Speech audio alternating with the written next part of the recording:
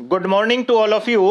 आज की कक्षा में आप सभी का स्वागत है। आज हम हमारे अध्याय को आगे बढ़ा रहे हैं उपभोक्ता संरक्षण अधिनियम से। आज हम हमारे पाठ को कहाँ बढ़ा रहे हैं? आगे उपभोक्ता संरक्षण अधिनियम से जो है आगे बढ़ाएंगे, जिसके बारे में हम विस्तार पूर्वक चर्चा करेंगे कि किस प्रकार जो उपभोक्ता के अधिकारों का क्या किया जाता है, रक्षा की जाती है। तो सबसे पहला जो है उपभोक्ता का जो अधिकार है वो है सुरक्षा का।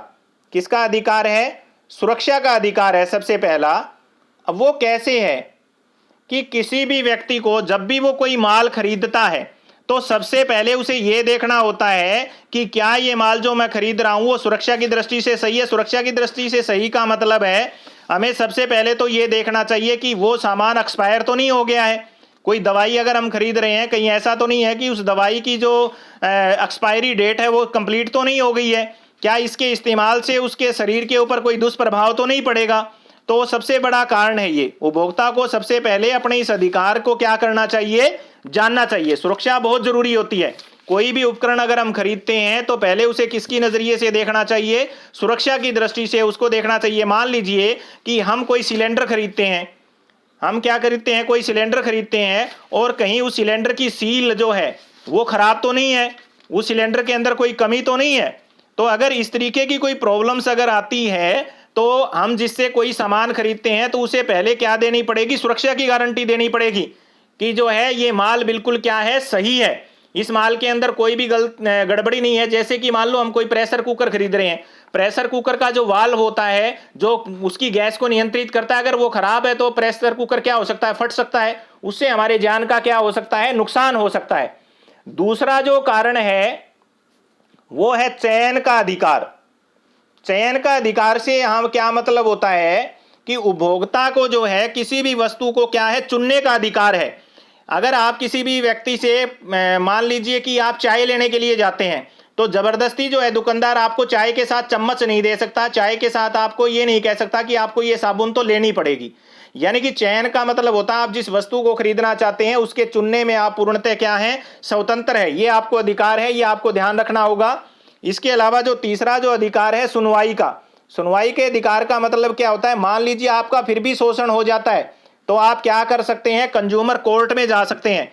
उपभोक्ता के हितों से जुड़ी हुई बहुत सी संस्थाएं क्या करती है, काम करती है। जैसे मैंने आपको बताया था कोपरा, यानी कि हमने जो है उपभोक्ता सुरक्षा अधिनियम बनाया था 1986 में, जो उपभोक्ता के अधिकारों को क्या करता है, बचाता है। इसकी भी उन्हें क्या होनी चाहिए? जानकारी होनी चाहिए। तो उसके पास सुनवाई का अधिकार भी होता है। नंबर 4 है सूचना का अधिकार। उपभोक्ता के पास जो चौथा जो अधिकार आता है महत्वपूर्ण, वो क्या है? सूचना का। वो मैंने अभी आपको थोड़ी देर पहले बताया था कि हम किसी भी व्यक्ति से जो वस्तु खरीद रहे हैं उसकी गुणवत्ता की जांच कर सकते हैं, उसकी मात्रा की जांच कर सकते हैं, उसकी शुद्धता की जो है सूचना ले सकते हैं, उसके मूल्य के ऊपर जो है मोल भाव कर सकते हैं। तो उपभोक्ता जो है उत्पादक से इन सारी की सारी जानकारी को क्या कर सकता है? ले सकता है। इसके अलावा नंबर 5 पे आ जाता है शिकायतें निपटाने का अधिकार। पांचवा जो अधिकार है वो क्या है? शिकायतें निपटाने का अधिकार है। इसमें क्या होता है? मान लीजिए किसी भी व्यक्ति ने आपका अनुचित रूप से क्या कर लिया, शोषण कर लिया, तो फिर आप क्या करेंगे? उन व्यापारिक क्रियाओं के विरुद्ध जो है अपनी शिकायत कहां पर दर्ज करवा सकते हैं? उपभोक्ता अदालत के अंदर जा सकते हैं। और उसके बाद अंतिम जो आ जाता है वो आ जाता है उपभोक्ता शिक्षा। उपभोक्ता शिक्षा का अधिकार, यानी कि सरकार जो है आपको उपभोक्ता शिक्षा जो प्रोवाइड करवाती है उसको भी लेना आपकी क्या है, जिम्मेवारी है। उपभोक्ता से जुड़े हुए जो प्रसंग होते हैं, वस्तुओं की जो जानकारी होती है उसको शामिल किया जाता है इस शिक्षा में। और अगर व्यक्ति को जो है वस्तुओं की और उससे जुड़े हुए प्रसंगों की अगर जानकारी होगी तो व्यक्ति का कभी भी क्या नहीं हो सकता? शोषण नहीं हो सकता। तो ये तो हमारे पास क्या थे? उपभोक्ता के क्या थे? अधिकार थे, जिनका इस्तेमाल करके मानव क्या हो सकता है या उपभोक्ता क्या हो सकता है, वो किसी भी प्रकार की जो सुरक्षा है उससे क्या हो सकता है? बच सकता है। अपने शोषण से क्या हो गया? वो मुक्ति पा सकता है। उसके बाद में नेक्स्ट हमारा यहां पर एक पॉइंट आ जाता है कि इन उपभोक्ताओं को न्याय पाने के लिए फिर कहां जाना चाहिए। मान लीजिए उस व्यक्ति ने उपभोक्ता के अधिकारों की भी जानकारी थी, उसको अपने कर्तव्यों की भी जानकारी थी कि हमें क्या क्या करना चाहिए।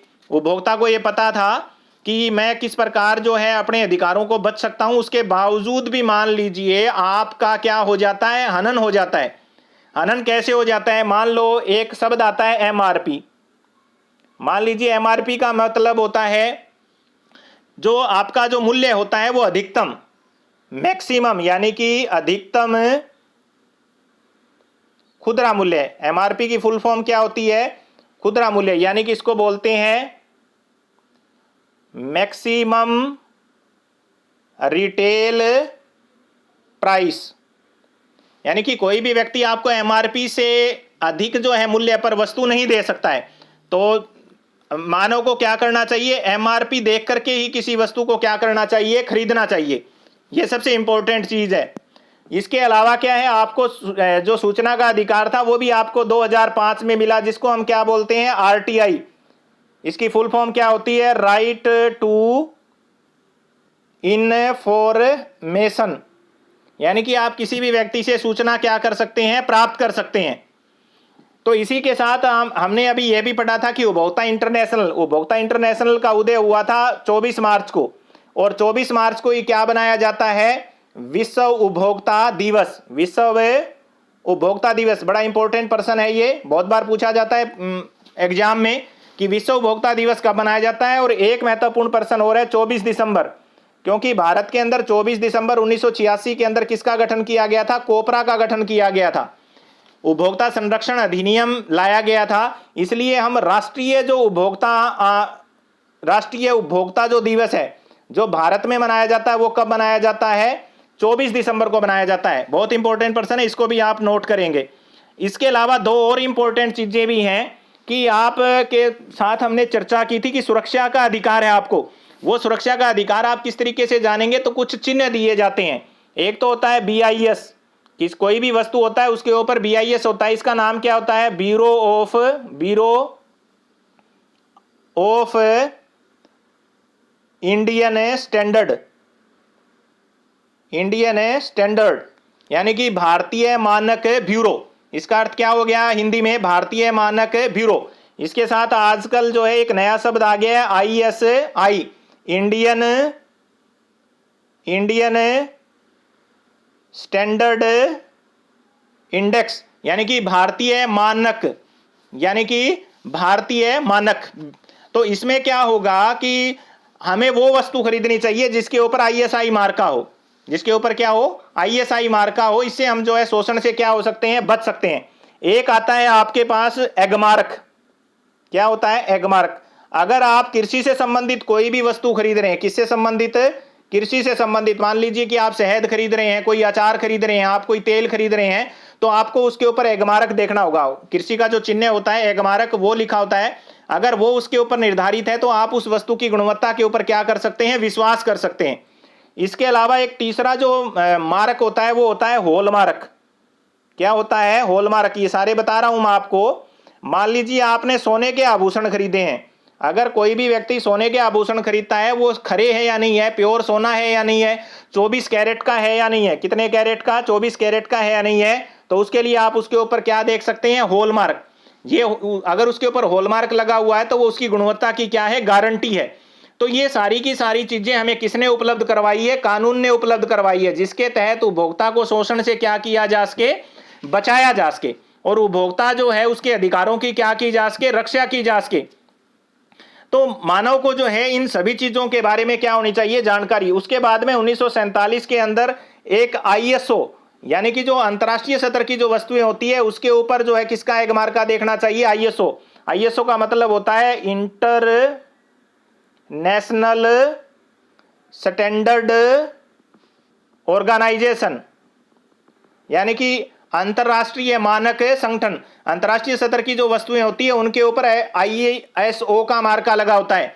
और ये वैश्विक स्तर के ऊपर उपभोक्ताओं को शोषण से बचाने के लिए एक संगठन बनाया गया था जिसका नाम था अंतरराष्ट्रीय मानक संगठन।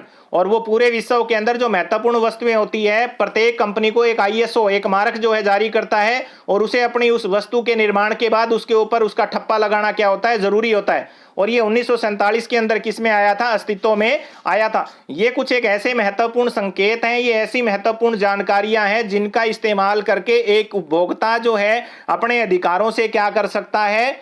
उपयोग कर सकता है। अपना जो शोषण हो रहा है उससे क्या कर सकता है? वो अपना बचाव कर सकता है। उसके बाद में नेक्स्ट हमारा जो पॉइंट आता है, इन उपभोक्ताओं को न्याय पाने के लिए कहां जाना चाहिए? मान लीजिए जो मैंने सारी चीजें आपको बता दी, उसके बावजूद भी मानव का क्या हो जाता है, शोषण हो जाता है उपभोक्ता के रूप में। किसी मानव का उपभोक्ता के रूप में फिर भी क्या हो जाता है, शोषण हो जाता है। उसे जो है अपने कानूनी उपाय के बारे में भी ज्ञान था, प्रशासनिक उपाय के बारे में भी ज्ञान था, और वस्तुओं का मानकीकरण जो मैंने अभी बताया आपको, BIS, ISI या ISO या फिर एगमार्क या फिर हॉलमार्क, इन सारी चीजों के जो कानूनी मापदंड जो दिए थे, उन सारी चीजों के बावजूद भी मानव का क्या हो जाता है, शोषण हो जाता है। तो फिर उसे कहाँ जाना चाहिए, और इसके बारे में हम हमारी आगे की कक्षा में अध्ययन करेंगे। Thank you.